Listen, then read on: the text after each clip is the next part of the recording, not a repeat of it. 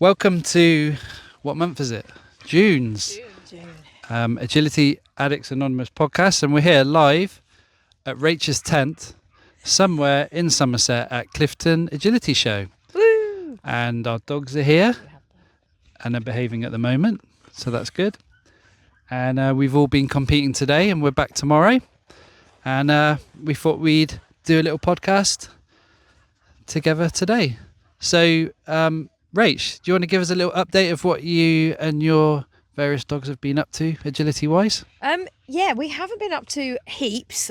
We had the North Somerset show, which is where we recorded our last episode.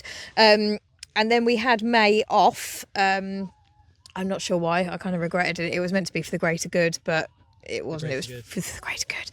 But it's really painful in the end. And then our first show back at the end of May was the Edge show in... Where was it this year? Near Worcester, wasn't it? Somewhere. Yeah, Hanbury, yeah. Yeah, the Hanbury showground. We had the Dog Agility Rescue League finals, which was really exciting, but they didn't go very well. I won't go into details, but Eva was rather poorly within my car. So yeah, we didn't have a great day.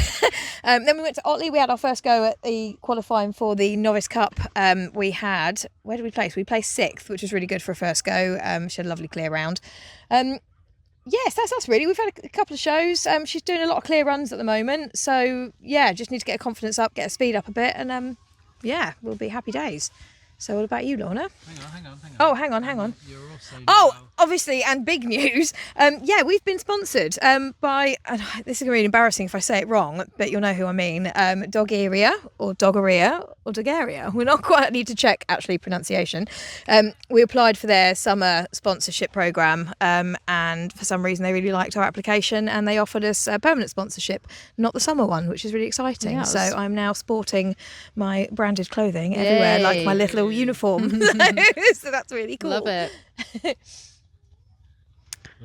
So yeah, it's been quite a busy few weeks or month or however long since we last spoke. We had our first ever Pausability Cup finals at the Bath and West show. Oh, yeah. How was that? Yeah, it was good. We didn't have a clear round, unfortunately. He had a couple poles and we missed our weave entry, but it was a nice run. And yeah, it was a really nice experience. So thanks to Pausability and the team for putting on a great event there. And it was nice being at the Bath and West show and being able to experience that for the first time. But yeah, it went well. We didn't make it to the final, but we had the semi-final and it was a really good event. We've been to a few new shows. We went up to the Edge where Rachel was for the Dahl finals and the Edge show, and we really enjoyed it there. New courses to tackle and new judges to experience. So that was always nice. And also first time up at Otley as well, which was good.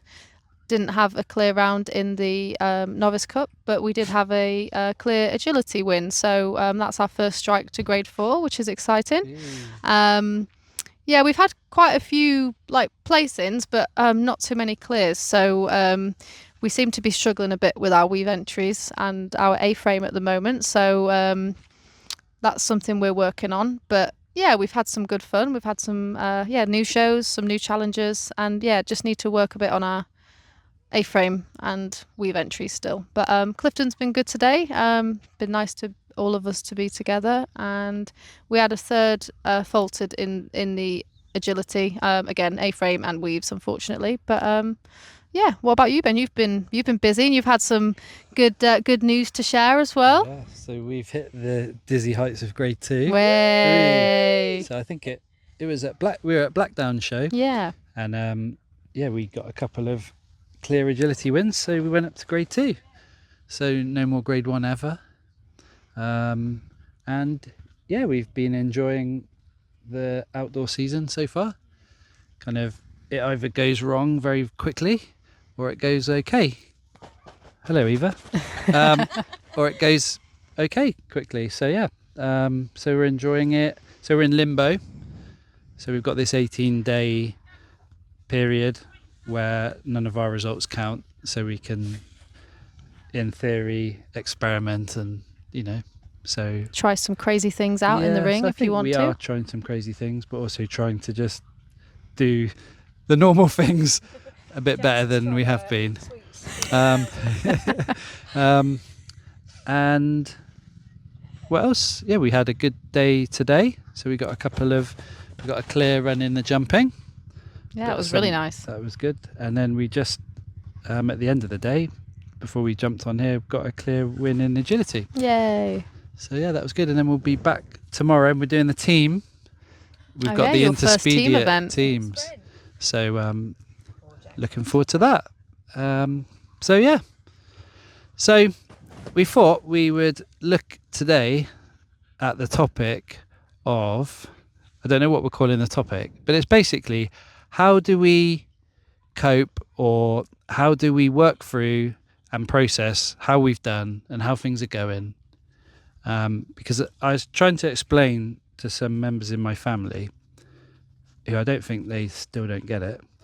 I don't mean that in a bad way. It's just that it's not just about going really fast or being the fastest.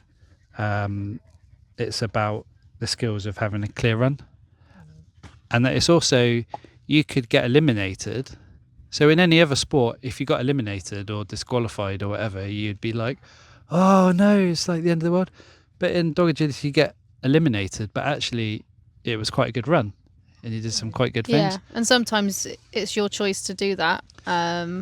Like we've all probably done, where if they've missed a contact or come out of the weaves or done something where, you're not happy with it, and you can ultimately correct that in the ring. So it's whether you want to, whether you want to chase the chance that you might place, or you want to correct that error to train really, which I think it's handy to do sometimes. It's having that fine balance, isn't it? So let's throw it open, and we're going to have a little discussion about what have we done that's helped, or what have we found that's helped, or what advice you would give. Rach looks ready to go. I don't know.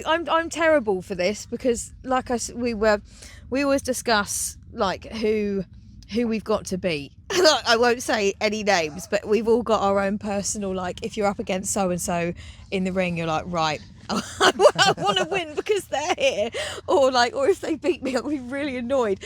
And what was my point? There was a point I was going to with this. Thank you for sharing what that. I realised the other day is, like, actually my biggest nemesis is me. That was my big profound realisation, wasn't it? That actually it's me who gets in my own head more than anyone else, and I make all these weird rules and I make these strange competitions with myself against people who don't know I exist.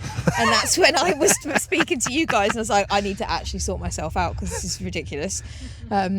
Also, I'm not trying to, we've just gone to grade 5. We've had a few shows at grade 5. Like grade 5 to 7 rings courses are hard. Like, they're insanely hard, and we've not done anything like that. So I'm not trying to progress, but then if I still don't get a win, I'm like, oh, everything's rubbish. So I need to basically, for me, I just have to keep sanity checking myself. Like, I'm exactly where I want to be. I'm exactly where I need to be. And I need to be here for a bit because I need to learn and grow. And learn the courses and learn the skills, and then everything else will come. And then I keep getting like, oh, she's not fast enough at the minute. This is me about my own dog.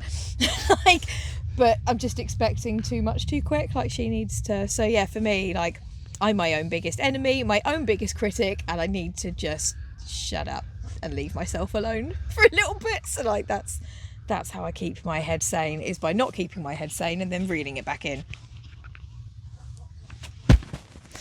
Yeah, I think echoing what you've said, Rach, I think we can all be our own worst critics. But, I look back to this time last year, we were only doing jumping in the ring.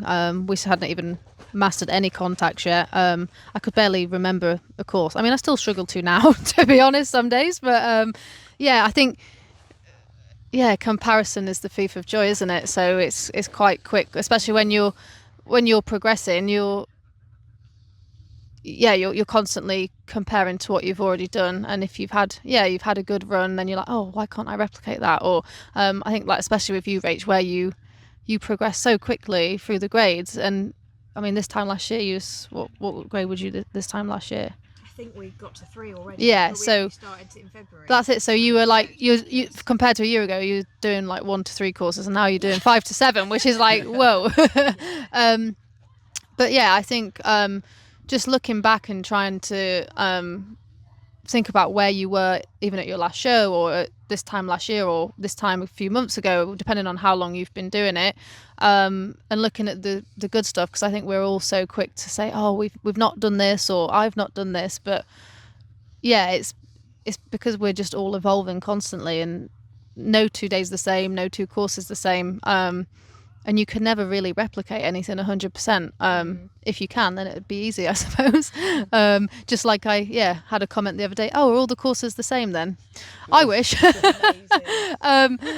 But yeah, I think just having that time to reflect, and obviously if you've got someone at a show with you that can video, obviously we always try and video each other, because it's so handy to look back and see those videos and look at the things we could have done differently. I find having the videos is really helpful, and just watching things back, and speaking to other people about it and getting that feedback to see where they might have feedback. What about you, Ben?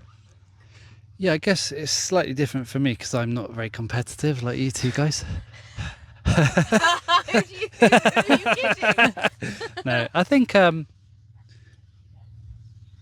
it can be hard because we are competitive, and it is a competitive thing. Like, it is fun.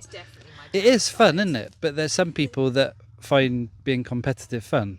Yeah. So it's a fine line between we're out here running around with our dogs, having fun, but also it is a competitive thing. And so I'm still, to be honest, working on how do I process and reflect after a show or after a run, because I used to play a lot of football, and it's like you either win or you lose or you draw, and you could actually, your team could play rubbish, but you could still scrape a win and you'd be really happy. Whereas with agility, it's like, you have some good days, then you have days where in the moment you're like, that was like we just got eliminated. Like our first run this morning, Romilly, who's really good, just goes and takes a tunnel when she shouldn't, and it's like, oh, we can't do this, we don't seem to be able to do this. And then by the end of the day you're like, oh, we can do it again. An emotional roller coaster. And so it's trying to sort of have that idea of the long game. And my trainer, quite early on, I heard her use this phrase, progress not perfection. So I've tried to have that, because I'm terrible for, you go away, you watch the video and you're like, and we might, at the moment, what are we doing in grade 1 and 2? Maybe 20 obstacles, and we might have absolutely smashed 19 of them and not one pole down or done one thing, and that's like, So I think sometimes I literally go through and think, right, number 1, we did well with that, and I, you guys are kind of, were quite hot on recording statistics and things from your events and stuff, and I appreciated that because I'm not very into that stuff. But I sort of found early on, I didn't want to just sort of record how fast we went, or did we have some faults. I wanted to record, like, how did I feel? Was it fun? Did I sort of experience some joy? Because that's also part of why I'm doing it. But also, what were some good outcomes from things we've been working on in training? And then, things we need to work on. Because I found I'd spend all my time thinking about the things that went wrong, and not actually reflecting and thinking, that went really well. So I've personally found that helpful, and having friends like these guys and people we train with to have feedback, and being like humble and asking people, what do you think about, because some people I know, they never ask, it's like in any walk of life, they never ask anything. It's like we sort of know everything, we don't want any input, and it's like none of us know what we're doing. Do you know what I mean? And when in our group chat we might put a video in, and it's like, what do you guys think? And you guys will say something I wasn't even thinking about, and it's like, that's really helpful. And what do you guys, after a show, like what do you guys kind of record or measure or think about? So the main thing I look at is whether we've gone clear, whether we've placed, if we faltered, where the faults are, and where we do have a time. Obviously, looking at the meters per second, so we can see where we've had faster runs or slower runs, which is helpful. But having been able to record it is definitely helpful to look back on your progress and see where the trends are and the areas that you need to work on, because then you can take that away and use it at training. Obviously, it's always very difficult to replicate the show environment, and with Jackson especially, he's very excited in the show environment, so I can drill stuff at training and he's hitting it fine, and then we get to a show and then his excitement takes over. So it's always difficult to have that balance, but it gives you something to aim towards and to focus on, and sometimes we get it right, sometimes we don't, but that's just the way it goes. That's agility for you. The agility minefield, the head games.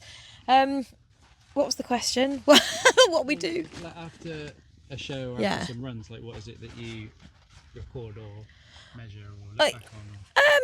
For me at the minute, going clear is the most important thing. I suppose it always has been, but now so more than, because the courses have suddenly got so much more difficult. So like if we're going clear, I'm like, that's awesome. Her speed's definitely decreased since we hit grade 5, but I think that is, I've spoken to a lot of people who've said the same thing.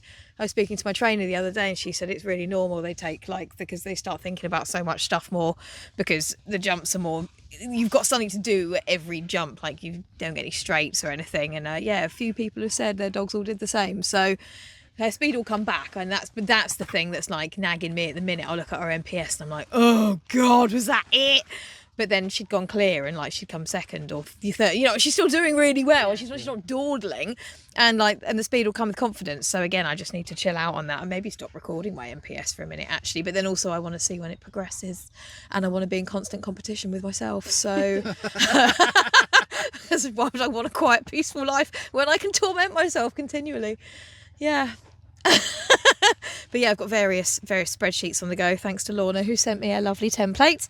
And then I've got some graphs, and I was speaking to my husband about it the other day, and he was like, what are you even doing with all this data? I was like, it kind of questioned through me a bit, because I was like, I don't know, what do you mean, what am I doing with it? He was like, what are you spotting trends? What are you analysing? I was like, okay, it's not the point, like, I don't really know. Collecting it. No. Sorry, my dog's about to try and escape the tent area. Good girl. Not escaping. High five.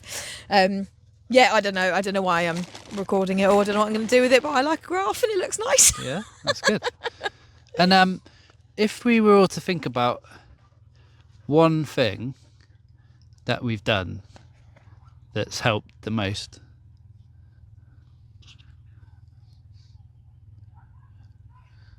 what would it be? Oh, I don't know. Have you got something?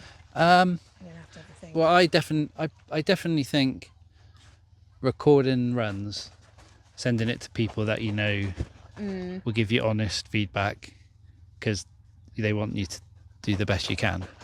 I think that is so helpful, because I was thinking earlier on one of my runs here, our seesaw wasn't too bad, and then I think it was one of you two sent me the video and I was like, oh no, that was actually really bad. Oh. But I would have known that, because in the moment you kind of... You don't know, do you? I sort of tend to think, oh yeah, probably it's not as bad as her. Yeah. So I think that probably is one of the big... I think videos are probably having the most important. that video and getting feedback from people. Yeah. If it wasn't for you guys, I wouldn't have half the stuff on video I've got, because I'm always at shows on my own and I never ask anyone because I'm always too embarrassed. And my dog's always too busy kicking off at, other dogs, so I can't talk to people in the queue because I have to be hiding. But I think videos you can watch back is massively helpful. And no, that is the main thing. Yeah. I think you don't think you can beat a video, because there's so many times like, I've been eliminated and I've been like, why have I been eliminated? And I've been getting like, what have I done? And you watch the video back and you're like, oh, we missed the last weave. Like the amount of times we've missed the last weave and I've had no idea. And then would never have known. Like when I haven't got them on video, you guys haven't been here. I was like, I just assume I missed the weave then because I don't know, because you don't see when you're running, do you? You're just running and you're just hoping for the best. No. Especially like when it comes to the contact stuff as well, having the videos is so handy. Because again, when you're in the ring, you don't always know if you've hit it or not. And you could get out thinking you've gone clear, and then you're like, oh no, I've missed my dog walk, or I've missed my A-frame. But having the videos and having people that you can discuss it with is super useful. We have our clinics, don't we? We will send each other videos. Our post-show clinics. Like, what's gone wrong here? Let's clinic this. Let's dissect this video. What could I have done differently? It's fun. That one I had earlier, that run where we claimed second, I watched the video back of that earlier, and I was trying to work out why she ran off and didn't go and do the weaves. And I never told her a direction. So she was just looking at what's ahead. I told her the poles. She doesn't know where the poles are. And I was watching. I was like, why didn't I just say left? Usually if she goes in a tunnel, I'll direct out of it before she's even gone in it, like tunnel left, tunnel right. I didn't say anything. It's not that she didn't know where she was going. So, Eva's had a little wee in the tent garden. Now Jackson's weeing on Eva's wee. So, Romilly, do you want Lovely. You can stand your blanket there. And, what would you guys say so far in our flourishing agility journeys? What's the thing that's most frustrated you guys? Could be like something that happened or an ongoing frustration. For me, it's just like you fix one thing and then something else is the problem. I think that's it. Like we were having problems with our round the back of jumps a little while ago, and then today she's like we started nailing them recently, and then today she's arguing with me twice about going around the back of the jump or not. And I'll fix that again next week or next month, and then the month after it's going to be something else, and we'll start messing up our seesaw or our A-frame. Like it's just that you never fix anything because there's always something else. That's mine. Yeah, I think that's a really important one. I also think as well it's very frustrating when you watch a video back or you got eliminated from a course and you know it's like 100% on you. I mean, most of the time it's on you anyway, regardless, but when you just watch it back and think, oh, why, like Rachel said, why didn't I direct that, or why didn't I do this? And it's so like you walk every course with the best intention, and then in the moment something you're slightly in the wrong place, or you just don't give that command, and when you walked it you was going to do it and then you just forget, and it's that is frustrating, but it all comes with time, I suppose. Yeah, I think I was having a thought the other day, which is sometimes a bit frustrating, is wouldn't it be amazing if our dogs could just tell us at the start of the day, oh, guess what, Dad or Mum, today I'm going to run around this course really fast and I'm going to knock one of the poles down. And then we'd know and we could prepare ourselves. And for the disappointment. Yeah, so that's a bit frustrating that our dogs can't talk to us and tell us, and then I think it's that it is people say it's not, but it is frustrating when things don't go how you planned or hoped. But then that's also part of the joy of it, because then you can try and work on it and train and sort of fix it and improve then when it. you do get it right, it's a great so I guess it's like the whole process of reflecting and learning, and which is there has to be a certain level of frustration that makes you want to do something about it. And if we all went clear and won all the time, it'd be boring, wouldn't it? I guess. That'd be so boring. Well, do you know what? When I was training, It's so boring to do well. When I was training with, I won't say who it is, but when I was training with, Who is it? I don't know if I should say. No, don't say. No, I won't say. It's nothing bad, but when I was training with that champ who I was training with the other day, and she's had like her she's had like her 9th champ ticket, and someone said like, oh yeah, didn't your dog get another champ ticket the other day? She's like, yeah, 9th one now, and she's like, that's amazing. Are you excited every time? She was a bit like, Winning's boring. She's got so many of them. Like, I guess, like, it's incredible to get champ that many times, but to the point where she's now like, meh. Take it or leave it. Yeah, wild. I guess she must have her things that she's aiming for now, must she? Yeah, I guess Or has she just reached the pinnacle? I don't know. What do you do when you reach the pinnacle? Get? Well, I suppose the awful thing is that, I don't even want to say this is depressing, but dogs don't last forever, do they? So at some point she'll end up with a new dog that she'll be training, and then you start again. So I guess like you get to the top, but then you're only going to be there for a limited amount of time because your dog only has a limited amount of time. Well, it's gone quite depressing. Yes, sorry for that, but a that's bit the of only thing realism. I can think of, like, like what happens. Yeah. All right. Well, let's lift the mood a little bit. What have we got coming up, or what are we hoping for, or what are our aims for the rest of the sort of Where are summer we? What season? month? We're in June, aren't we? Yeah. In June. So I've got, we've started delving into A4A shows. So my next show after... Explain to people what A4A is. So A4A, it's like a different body, I suppose, isn't it? So you've got your Kennel Club shows, you've got Nexus shows, and you've got A4A, and that's your main 3 like regulated shows. They've got their own set of rules, their own set of like grading systems, that sort of thing. So we're doing a few of their shows. Just for a good bit of practice, really, because they seem a bit more light-hearted. It's a bit less serious. And I thought as well, like with Eva's sort of like dip in confidence, it'd be good to take her there, and the courses were more straightforward, so she can blast around again, like with less thought, which didn't work last week because she was still very cautious, but I'm sure she'll get the idea. I've forgotten the question again. What What did have you got what? coming up, or what are you hoping for, So that's aiming it. for? Yes, we got an A4A show, and I can't remember where I'm at after that. What have you got, Lorna? I've got my first A4A show coming up next weekend. Ben and Romilly are going to be there. We're going to go to the Jurassic A4A show, which is on... Oh, sorry, there's a dog squealing in the background. On the Friday and Sunday next week. So my first experience at an A4A show, which will be quite fun. And what else have I got coming up? I think after that I've got... Cornwall show coming up at the start of July, and also a county shows Agility as well at the start of July. So that should be quite nice. Our focus at the minute is just to try and get some clear rounds really, and keep working on those weave entries and the A-frame, which are our nemesis right now. As like Rachel said, like I'm not really in any rush to get up the grades. I'd rather just focus on getting stuff right and just getting around the courses really. It's all fun, and I've been enjoying trying out some of the Novice Cup and the harder like 3 to 5 courses after doing the 1 to 3 stuff. So we'll see what the next few weeks brings. And what about you, Ben? What have you got coming up? Obviously we've got our A4A next weekend. So we're going to try and qualify for some of the A4A finals. They have like a big grand finals weekend in November, so there's some steeplechase. There's a steeplechase competition.